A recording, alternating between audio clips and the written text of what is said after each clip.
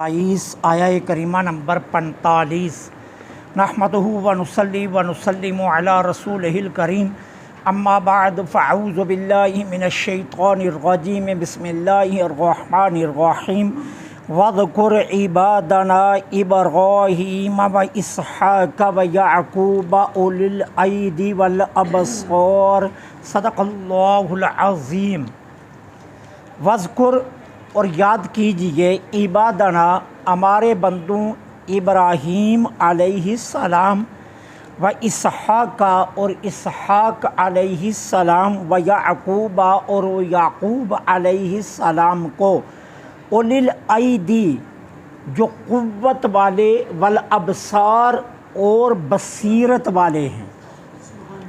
अल्लाह जल्ला सुब्हानहू व तआला ने इससे पहले हज़रत दाऊद अलैहिस्सलाम का वाक़या भी तफ़सील बयान फरमाया और उसके बाद फरमाया कि महबूब देखिए किन संगीन हालात से हमारे दाऊद गुज़रे, लेकिन इसके बावजूद उन्होंने अपनी तबलीग के मिशन को कमा हक़्क़ुहू जारी रखा।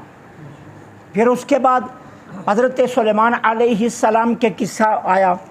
जनाब सुलेमान अलैहिस्सलाम कितने मुश्किल हालात से गुज़रे और इसके बावजूद वो अपने मिशन पर कायम रहे और इस्तिक़ामत के साथ कार नबूवत अंजाम देते रहे।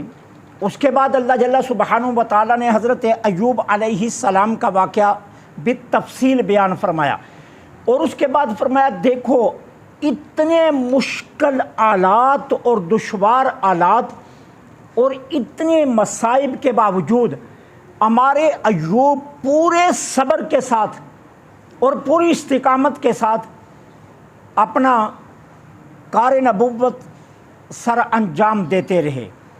लिहाजा मक्का वालों की बातों पर ध्यान मत दीजिए, इनके तेज़ और तुंद जुमलों की परवाह मत कीजिए, इनकी तमाम साजिशें बेकार जाएंगी। आप सब्र और इस्तिक़ामत और तनदेही से इस्लाम की तबलीग फरमाइए और वो वक़्त बहुत करीब है, इनकी सारी काविशों के बावजूद इस्लाम तरक्की करेगा। अब उसके बाद अल्लाह जल्ला सुब्हानहू व तआला अपने महबूब को कुछ और अंबिया का ज़िक्र याद करने का इरशाद फरमा रहे हैं। अब वज़कुर याद कीजिए। अब अगर आप अरबी को जानते हों तो वज़कुर का लफ्ज़ या उज़कुर का लफ्ज़ जहाँ भी आता है ना, इसका मतलब होता है उज़कुर कज़ा, याद कीजिए ऐसे ऐसे।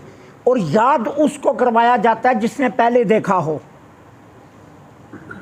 अब जिसने पहले देखा ही नहीं उसे तो कहा जाता है मैं तुम्हें बयान करता हूँ और मैं तुम्हें सुनाता हूँ ये वाक़या, ठीक है ना। और जिसने देखा उसे कहा जाता है, मिसाल के तौर पर मैं हाजी साहब से कहूँ कि हाजी साहब आप जानते ना, आप मेरे साथ थे ना, हम फ़लाँ मुकाम पर गए तो ये हुआ ये हुआ ये हुआ। अब अल्लाह फरमा रहे महबूब आप याद तो कीजिए ना, जो इब्राहीम इसहाक़ याकूब के साथ हुआ वो आप देख रहे थे। अब याद कीजिए हमारे बंदू इब्राहीम को। सबसे पहले जनाब इब्राहीम का जिक्र फरमा कर ये बताया कि जनाब इब्राहीम की मुश्किलात बाकी तो अपनी तरफ, सबसे बड़ी मुश्किल क्या थी? आग में फेंका जाना और इतनी बड़ी आजमाइश में इस्तिकामत से कायम रहना और इतनी बड़ी आजमाइश में हक के साथ खड़े भी रहना और फिर हक बयान भी करना। इसलिए हमारे महबूब आप जनाब इब्राहीम अलैहिस्सलाम को याद कीजिए। फिर उसके बाद जनाब इसहाक़ का जिक्र ज़रा याद कीजिए कि किस तरह अल्लाह ताला ने इब्राहीम अलैहिस्सलाम को किस उम्र के हिस्से में इसहाक़ दिए और फिर जनाब इसहाक़ को कितनी आजमाइशों से गुजरना पड़ा। और फिर याकूब अलैहिस्सलाम को याद कीजिए किस तरह यूसुफ अलैहिस्सलाम जैसा प्यारा बेटा बिछड़ गया और हमारे याकूब ने किस कदर सब्र किया, आप इनका जिक्र कीजिए। और इन तीनों के जिक्र के बाद अल्लाह ताला ने दो बातें इरशाद फरमाई। फरमाया उलिल आइदी वल अबसार, ये कुव्वत वाले और बसीरत वाले थे। अब मतलब क्या है कि हमने जहां इन्हें जिस्मानी कुव्वत दी थी, वहां हमने इन्हें रूहानी आमाले सालिहा बजा लाने वाली, और फिर हमने इन्हें ईमानी और यकीन की कुव्वत भी अता फरमाई थी। ठीक है, इंसान जितना मर्जी बड़ा पहलवान हो ना, अगर उसके पास यकीन की दौलत नहीं है ना, तो वो डगमगा जाता है।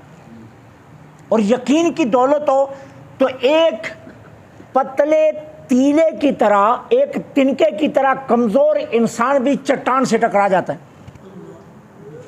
क्यों कि जंग जो जीती जाती है ना, वो आवाज से नहीं जीती जाती, वो यकीन से जीती जाती है।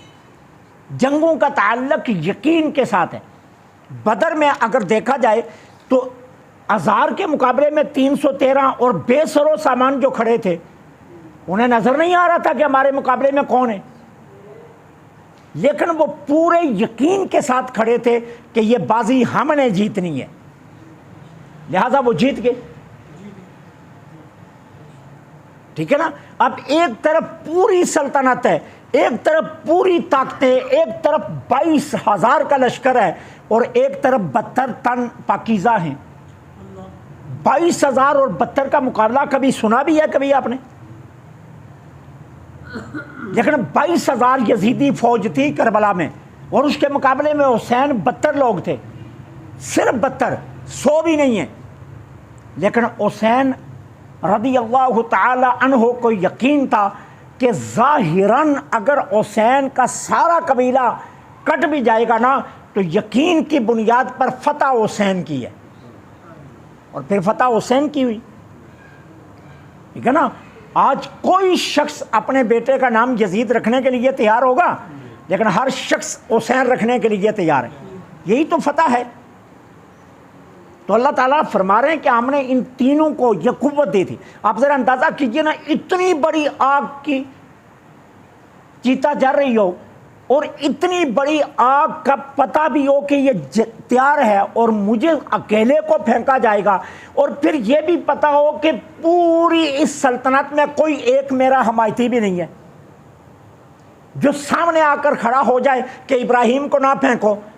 तो एक इंसान का इसके बावजूद अपने मिशन के साथ पूरे यकीन से खड़ा रहना और फिर आग में कूद जाना, ये यकीन ही है ना कि जबरील अमीन आए और वो कहें इब्राहिम कोई काम, तो कहा तुम दरमियान से निकल जाओ। दोस्त को मालूम है कि इब्राहिम के साथ क्या होने लगा है, दरमियान में जिब्राइल अमीन का वास्ता भी नहीं रहने दिया। बात समझिए ना। कोई कह रहा था यूसुफ को भेड़िया खा गया, कोई कह रहा था यूसुफ गुम हो गया, कोई कह रहा था यूसुफ ये हो गया वो हो गया, लेकिन याकूब अलैहिस्सलाम हर लम्हे यूसुफ की खुशबू को महसूस कर रहे थे, इसलिए रो रहे थे। ठीक है ना। वरना अगर ये बात होती ना कि यूसुफ अलैहिस्सलाम का यकीन हो जाता जनाब याकूब को कि बेटा मेरा इंतकाल कर गया, तो नबी बेसब्रा तो नहीं है कि इतने बरस रोता रहा। सब्र तो नबियों की शान है, तो नबी तो बेसब्रा नहीं है ना। तो याकूब अलैहिस्सलाम हर लम्हे खुशबू यूसुफ महसूस कर रहे थे, इसलिए तो आंसू बहा रहे थे कि ये बात ये नहीं है कि यूसुफ को रब ने बुला लिया है, बात यह है कि यूसुफ मुझसे जुदा हुआ है और ये मेरी आजमाइश है कि मैं इस मौका पर कितनी इस्तिकामत से खड़ा रहता हूँ। तो इसलिए कहा उलिल आइद, ये कुव्वत वाले थे। ठीक है ना। और फिर दो इंसान के अंदर ताकतें होती हैं, एक कुव्वत आमिला और एक कुव्वत आकिला। इन दो के साथ जो कायम रहता है ना, असल में उलिल आइद वो होता है अकल अपनी कायम रखे। ठीक है। और फिर क्या है, कुव्वत आमिला के जरिए हालात कुछ भी हो जाए, लेकिन उसका कोई अमले साले ज़ाय नहीं जाना चाहिए। 72 लाशों के बावजूद जिस्म चकनाचूर हो और फिर अजान की आवाज़ कान में गूंजे और तपती रेत पर हुसैन अगर सजदे में गिर जाए, तो ये कुव्वत आकिला का नहीं, कुव्वत आमिला का कमाल था। हमारे घर मर्ग हो ना तो हम नमाज भूल जाते हैं, हमारे घर मैयत पड़ी हो तो हम नमाज भूल जाते हैं, हमारे घर शादी हो तो हम नमाज भूल जाते हैं, ठीक है ना। लेकिन इतने हालात में भी हुसैन नमाज नहीं भूले। तो ये असल बुनियादी दो कुव्वतें होती हैं। तो अल्लाह फरमाता है हमने इनको कुव्वत आमिला और कुव्वत आकिला दोनों दौलतें अता की थी।